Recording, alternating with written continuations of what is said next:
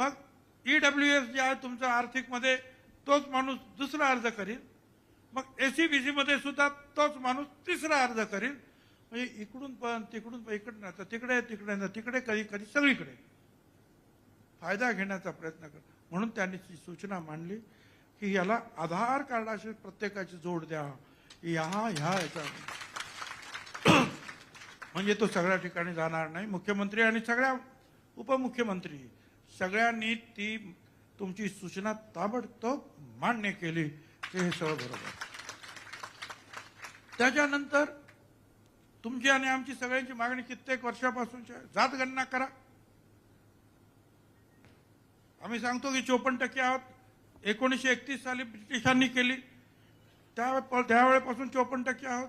आता ते विचारतात की तुम्ही नक्की काही झालं का कोर्ट प्रमाण विचार तुम्ही किती सांगा. आम्ही सांग